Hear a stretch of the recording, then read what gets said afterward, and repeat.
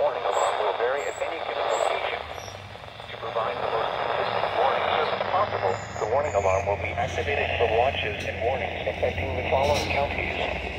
in South Central Kentucky,